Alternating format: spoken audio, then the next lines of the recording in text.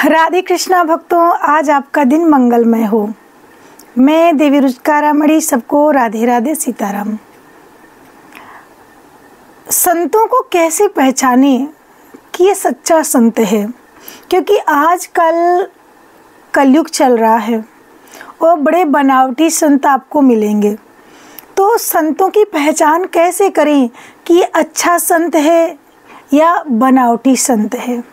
कहा जाता है सती का होना सरल है, दो गलियों का काम, और संत का बनना कठिन है, जीवन भर संग्राम। संत जो होता है वो दूसरों के हित के लिए जीता है, दूसरों को की खुशी के लिए जीता है।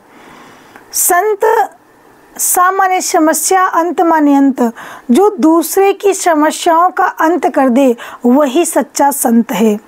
और कलयुग की तो दशा बड़ी दयनीय है, क्योंकि नारद जी ने भी कहा है कि कलयुग में संत पाखंड परायण हो गए हैं।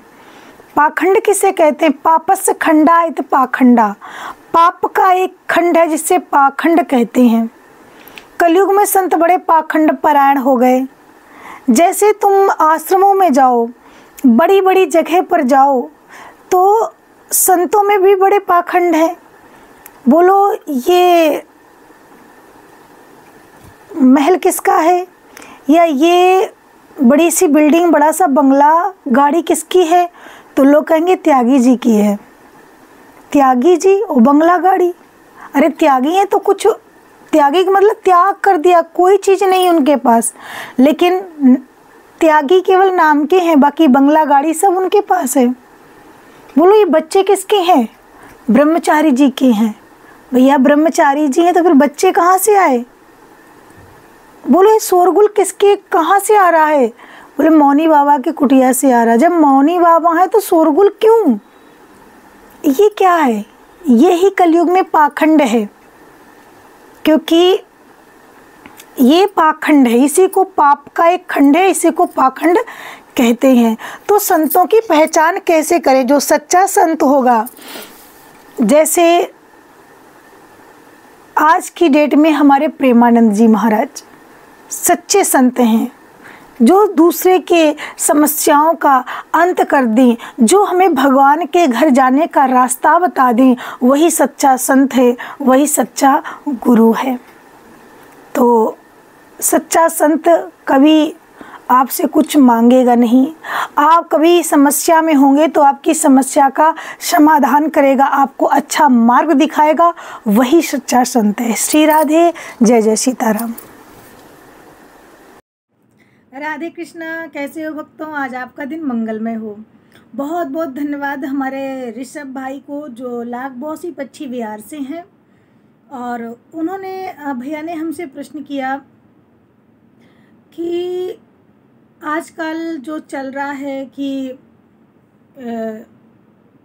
नशा मुक्ति के बारे में कुछ बताओ, कि नशा नहीं करना चाहिए। नई जनरेशन के लिए, नशा करने वालों के लिए आप क्या कहना चाहती हो?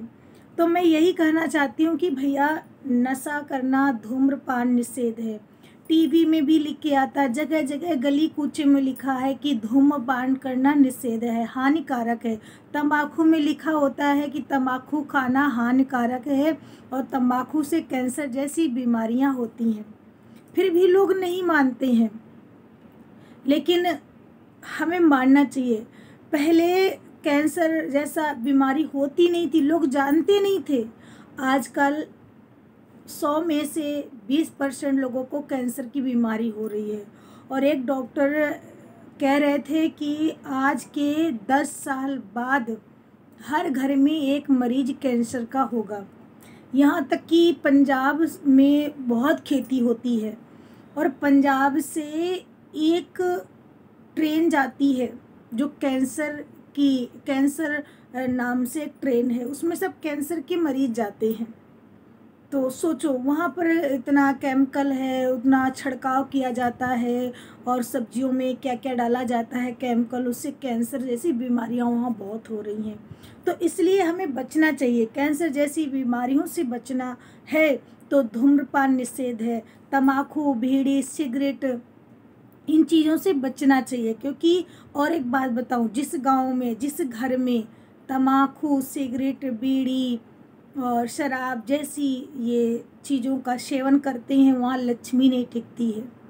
क्योंकि भगवान कहते हैं कि कलयुग को 4 स्थान दिए हैं, द्वितीयालय, मद्रालय, वर्षालय, हिंसालय। तो कलयुग का वास होता है जहाँ पर मदिरा पी जाती है, जहाँ पर धूम्रपान किया जाता है, उस घर में कलयुग का वास होता है। वहाँ जहाँ कलयुग है वहाँ कलह होगी। देखना, उस घर में जहाँ ये सब खाया पिया जाता है वहाँ कलह होती है। जहाँ कलह कलेश होता है वहाँ कलयुग होता है, वहाँ लक्ष्मी जाती ही नहीं है। फिर लोग कहते हैं कि मेरे लक्ष्मी नहीं टिकती है, मेरे घर में पैसा तो बहुत आता है लेकिन निकल जाता है। अरे भैया, अगर लक्ष्मी नारायण का निवास करना है, लक्ष्मी नारायण को ठहराना है अपने पास, तो पहले इन चीज़ों का सेवन बंद करो। ऑटोमेटिक लक्ष्मी आपके घर में रुक जाएगी, बरकत शुरू हो जाएगी। इसलिए इनसे बीमारियां होती हैं, नहीं खाना चाहिए, नहीं पीना चाहिए। क्योंकि शराब अपने आप में बड़ी खराब है। शराब खुद कहती है मैं खराब हूँ, मुझे पीने वाला बहुत खराब है। पहली बात, जो व्यक्ति शराब पीता है सम्मान चला जाता है समाज से। दूसरी बात, पैसा की बर्बादी। तीसरी बात, शरीर की बर्बादी।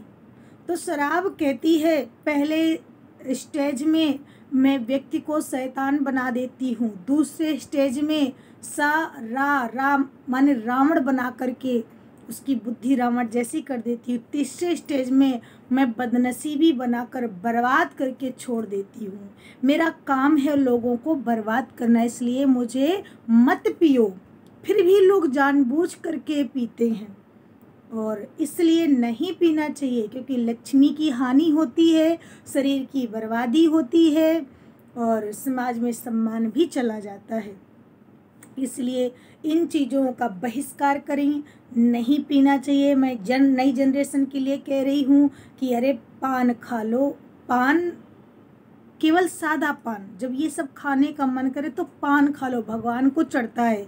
और पान खाने से हमारे अंदर बैक्टीरिया नहीं आती है।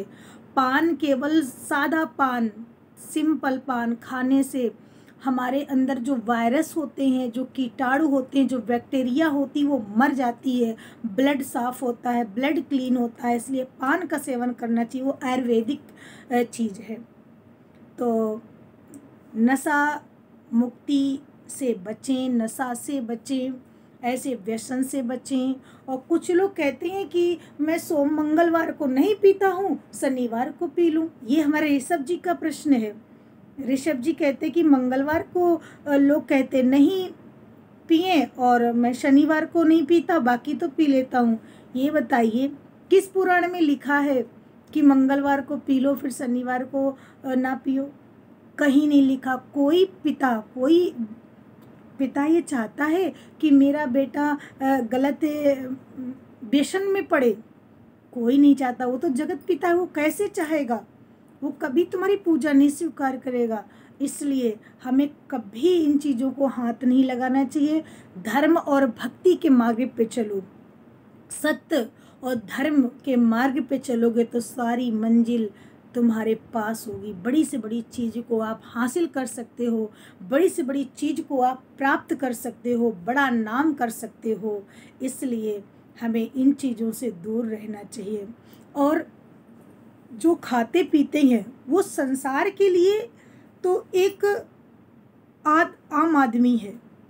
जो पीता है, सिगरेट पीता है, दारू पीता है, वो समाज के लिए, दुनिया के लिए एक इंसान है, एक मानव है। लेकिन अपने परिवार के लिए, अपनी बहन के लिए, अपनी माँ के लिए, अपनी पत्नी के लिए आप पूरी दुनिया हो। अगर आप चले गए संसार से तो उसकी तो दुनिया उजड़ जाएगी, तुम्हारी माँ की दुनिया उजड़ जाएगी, तुम्हारे पिता का संसार उजड़ जाएगा, तुम्हारी पत्नी का तो पूरा सर्वस्व चला जाएगा। उसके लिए तुम ही दुनिया हो। पूरी दुनिया के लिए तुम एक आदमी हो, लेकिन अपनी पत्नी के लिए तुम ही पूरी दुनिया हो। तो इसलिए आप अपने लिए न से अपने माँ के लिए, अपने परिवार के लिए, अपनी